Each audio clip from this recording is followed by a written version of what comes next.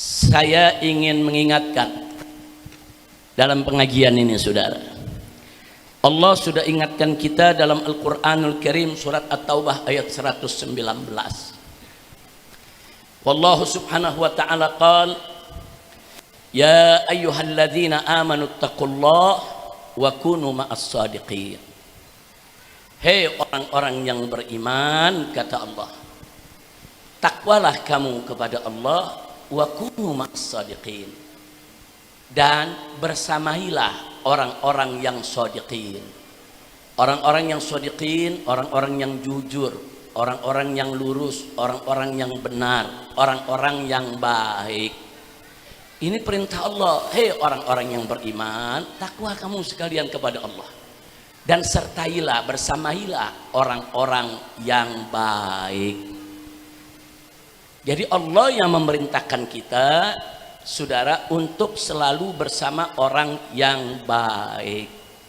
Nah karenanya mari kita lihat dalam sejumlah, saudara, yaitu daripada ajaran Islam ini, saudara. Kalau Allah nyatakan kita untuk selalu bersama orang yang baik, termasuk kalau berguru, bergurulah kepada orang yang baik. Kalau mau pilih istri, pilihlah istri yang baik. Kalau mau pilih sahabat, pilihlah sahabat yang baik. Kalau mau pilih pemimpin, pilihlah pemimpin yang baik. Sang pemimpin kalau mau pilih wakil-wakilnya atau menteri-menterinya, pilihlah menteri yang baik. Ini ajaran Islam, saudara. Nah mari kita lihat bagaimana Imam Malik rahimahullah wa radhiyallahu ta'ala anhu pernah mengatakan, berpesan kepada kita, saudara, kepada murid-muridnya. Beliau mengatakan, la ta'khudul ilma an arba'atin. Jangan sekali-kali kamu menuntut ilmu, mengambil ilmu dari 4 golongan manusia. Jangan, kata Imam Malik. Dari siapa itu 4 golongan manusia? Jangan ambil ilmu dari mereka. Yang pertama, ansafihin mu'linun bisafahi. Orang yang bodoh, yang terang-terangan dengan kebodohannya. Jadi kalau udah kita lihat ini orang gak punya ilmu, gak ada akhlak, bodohnya terang benderang, jangan ngambil ilmu dari dia. Zaman sekarang kan banyak orang ngaku guru, ngaku wali, perbuatannya aneh-aneh. Ada yang katanya bisa ngomong sama semut, bisa manggil malaikat, bisa kontak-kontakan sama malaikat maut, mesen tanggal kematian kapan. Ini orang gila. Jangan ngambil ilmu seperti orang semacam ini, safih. Orang yang bodoh dan dia terang benderang mempertontonkan kebodohannya. Yang kedua, kata Imam Malik, saudara, wala an sahibi hawa yad'u ilaih. Jangan sekali-kali kamu mengambil ilmu dari orang yang suka mengikuti hawa nafsunya dan mengajak kepada hawa nafsu. Walaupun dia orang pintar, walaupun ilmunya segudang, walaupun gelarnya sederet, profesor, doktor, saudara, nggak peduli. Kalau dia sudah mengajak kita kepada hawa nafsu, ngajak kita kepada kemaksiatan, ngajak kita kepada perpecahan, ngajak kita kepada kemunkaran, saudara, jangan ngambil ilmu kepada orang itu. Walaupun katanya ulama besar, wali, tapi kalau dia sahibi hawa, saudara, dia mengajak kepada hawa nafsu, jangan ngambil ilmu dari dia, apalagi ngikutin, ngambil ilmunya jangan. Yang ketiga, kata Imam Malik, saudara, wala an rajulin ma'rufun bil kadzib fi ahaditsin nas. Dan jangan sekali-kali juga kamu ngambil ilmu orang yang sudah terkenal populer dengan suka berbohong. Dalam pembicaraan sesama manusia suka berbohong, walaupun dia nggak berbohong atas nama Rasulullah. Kata di sini, kata Imam Malik, wa in kana la yakdzib ala Rasulillah. Walaupun dia nggak dusta atas nama Rasulullah, tapi kalau dusta sesama manusia saja udah cukup, jangan ngambil ilmunya. Jangan pernah ngambil ilmu dari pembohong. Kemudian yang berikutnya, wala an rajulin lahu fadlun wa salahin la ya'rifu ma yuhadditsu bih. Jangan juga mengambil ilmu dari seseorang yang kelihatannya dia punya kedudukan, punya keistimewaan, punya kelebihan, tapi dia nggak paham apa yang dia omongin. Ngomongnya ngalur ngidul, ngomongnya suka udah di luar pemahaman kita, saudara, nggak jelas arahnya, saudara. Nah, jadi orang-orang semacam ini jangan ngambil ilmu dari mereka, jangan didengerin, jangan dideketin. Nah, makanya kenapa Imam Malik berpesan semacam ini? Ini sebagai pengamalan ayat tadi. Allah yang perintahkan wa kunu ma'as shadiqin. Selalulah kita berusaha dengan orang-orang yang baik, cari ulama-ulama yang baik, guru-guru yang baik. Sebagaimana saya pernah ceritakan bagaimana Imam Bukhari radhiyallahu anhu, saudara, tatkala mencari guru, beliau di suatu ketika hadir di suatu kota, dengar satu guru, saudara, tinggal di pinggir kota, ahli hadis, banyak riwayatnya. Beliau tertarik, dari kampung halamannya jalan puluhan belasan hari, saudara, sampai di kota tersebut. Beliau nggak langsung menuju ke rumah si ulama tadi, saudara.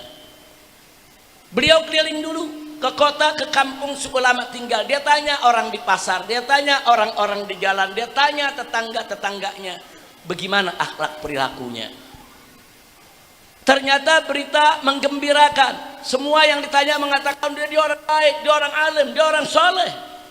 Senang hati Imam Bukhari, nggak sia-sia melakukan perjalanan jauh. Nah, kemudian beliau datang ke rumah si ulama yang dia mau nimba ilmu Imam Bukhari, saudara.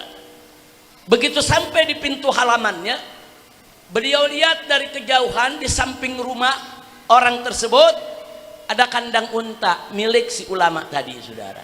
Kebetulan si ulama tadi lagi ngasih makan unta. Senang Imam Bukhari datang ke rumah, ada sang ulama yang penyayang kepada binatang, ngasih makan unta, saudara.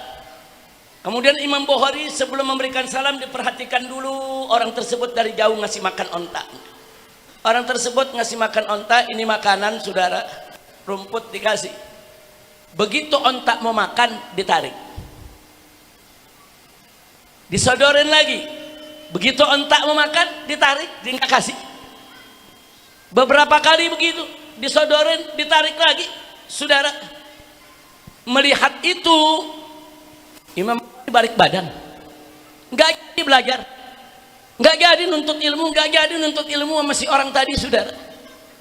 Begitu balik badan, saudara, beberapa orang yang mengantar, saudara, tanya, kenapa kok nggak jadi, kenapa kok nggak masuk? Katanya menuntut ilmunya, hadisnya banyak, riwayatnya banyak. Apa yang Bukhari bilang? Aku lihat dengan mata kepalaku sendiri, onta dibohongin sama dia. Kalau hari ini dia membohongi onta, bukan nggak mungkin besok aku yang dibohongi. Subhanallah, Imam Bukhari nyari guru, hati-hati, saudara. Cuman begitu aja nggak jadi dia berguru. Carilah guru yang baik, cari guru yang jujur, cari guru jangan yang tukang bohong. Kira-kira jelas gak? Jadi ayat Quran tadi sudah saya sampaikan, surat At-Taubah ayat 111, wa kunu ma'as shadiqin. Bersamailah, sertailah orang-orang yang jujur, baik, benar, saudara. Cari. Yang kedua, pilih guru yang baik, insya Allah. Yang ketiga, dalam konteks wa kunu ma'as shadiqin, ini juga berlaku dalam keluarga. Cari istri yang baik. Dalam hadis Nabi alaihi salatu wassalam, Nabi mengingatkan kita. Kata Nabi, tunkahul mar'atu li arba'in. Perempuan itu dinikahi karena 4 sebab. Yang pertama, lima liha, karena hartanya. Yang kedua, wali hasabiha, karena garis keturunannya, status sosialnya, saudara.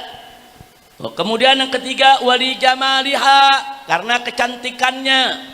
Kemudian yang keempat, walidiniha, dan karena agamanya. Jadi lelaki kalau menikahi perempuan pada umumnya 4, sudah diperhatikan. Ada yang ngelihat hartanya, dia mau kawin cuma nama yang kaya aja. Ada yang ngelihat status sosialnya, kedudukannya, nasabnya, dia mau cari yang nasabnya bagus. Ada juga yang kawin karena ngelihat kecantikannya, dia mau cari istri pokoknya yang cantik. Saudara, Nah, tapi ada juga memang yang nyari istri dia mau lihat agamanya. Terus apa kata Nabi, saudara?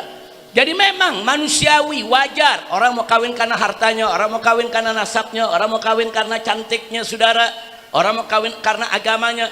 Itu fakta realita yang ada dalam kehidupan. Tapi Nabi ngingetin, kata Nabi, fadfar bidzatid din, raihlah perempuan yang beragama. Jadi kalau cari istri, saudara, bukan nggak boleh lihat hartanya, bukan nggak boleh lihat cantiknya, bukan nggak boleh lihat nasabnya, bukan. Tapi yang paling utama, jauh lebih utama dari itu semua, lihat agamanya. Saudara, buat apa dia kaya raya, buat apa dia cantik kalau besok dia kurang ngajar sama suaminya, kalau dia nggak bisa jaga kehormatan suaminya, kalau dia merendahkan suaminya. Saudara, kita berumah tangga perlu istri yang baik. Nah, jadi sekali lagi, wa kunu ma'as-shadiqin. Allah ingatkan, bersamalah orang-orang yang jujur, orang-orang yang baik. Cari guru yang baik. Cari istri yang baik. Maksudnya baik di sini agamanya bagus, saudara. Nah, kemudian nggak sampai di situ, cari teman juga, cari teman yang baik. Kenapa cari teman yang baik? Nabi menyampaikan, saudara, dalam hadis yang diriwayatkan oleh Imam Abu Daud dan Imam Tirmidzi. Apa kata Nabi? Al-mar'u ala dini khalilih, falyanzur ahadukum man yukhalil. Seorang itu tergantung temannya. Maka itu setiap orang wajib memperhatikan siapa orang yang dijadikan kawan sama dia. Hati-hati, saudara, teman itu punya pengaruh kuat. Kalau kita berteman dengan pembohong, besok kita jadi tukang bohong juga. Kalau kita bergaul dengan yang suka ahli maksiat, besok kita bisa diseret ikut maksiat juga. Kalau kita berteman dengan pengkhianat, nanti akhirnya kita diajak untuk juga berbuat khianat. Saudara, makanya Nabi kasih tahu, almar'u ala dini khalilih, hati-hati pilih teman, karena teman itu punya pengaruh kuat. Kalau kita punya teman baik, dia akan ajak kita kepada kebaikan. Punya teman suka ngaji, kita diajak ngaji. Punya teman suka berjuang, kita diajak berjuang. Punya teman suka sedekah, kita diajak sedekah. Punya teman suka salat malam, suka puasa, kita diajak. Cari teman yang baik. Nah, jadi itu ayat tadi luar biasa. Wa kunu ma'as-shadiqin, berlaku untuk cari guru yang baik, cari istri yang baik, cari teman yang baik. Sudah termasuk yang kelima, pilih pemimpin yang baik. Pilih pemimpin, saudara, yang baik. Lihat akhlaknya, lihat agamanya, saudara. Jangan pilih pemimpin, saudara, orang yang tidak baik. Nanti kalau kita pilih pemimpin tidak baik, kita yang susah. Dia akan menyusahkan rakyat, dia akan menghancurkan bangsa dan negara. Cari pemimpin yang baik, pemimpin yang gak suka bohong, pemimpin yang tidak korup, saudara, pemimpin yang tidak anti kritik, saudara, pemimpin yang mau memperhatikan rakyatnya di bawah, pemimpin yang pro kepada keumatan, bukan pro kepada oligarki, pemimpin yang betul-betul punya wawasan internasional sehingga mau memperhatikan nasib umat Islam dimanapun berada. Bahkan bukan nasib umat Islam saja, umat manusia dimanapun dia perhatikan, jangan sampai dizalimi. Nah, pemimpin semacam ini bukan sekedar pintar. Buat apa punya pemimpin pintar tapi jahat? Buat apa punya pemimpin pintar, saudara, tapi tidak adil? Buat apa punya pemimpin pintar tapi penakut? Cari pemimpin yang baik, saudara. Nah, jadi kalau dikatakan wa kunu ma'as-shadiqin, amalkan, ini perintah Allah. Jadi pada saat memilih presiden, memilih anggota dewan, baik di DPR RI pusat maupun DPRD, pilih yang baik. Jangan milih karena dibayar 50.000, milih karena dikasih 100.000. Jangan, saudara, nanti begitu dia jadi pemimpin karena hasilnya dari kecurangan dan hasilnya dari beli suara, dia nggak bakal mikirin rakyat. Cari yang baik, saudara, cari yang baik. Ini pelajaran buat kita ke depan, cari pemimpin yang baik, itu perintah Allah. Jadi kalau kita bicara wa kunu ma'as sadiqin, saudara, cari guru yang baik, cari istri yang baik, cari teman yang baik, cari juga pemimpin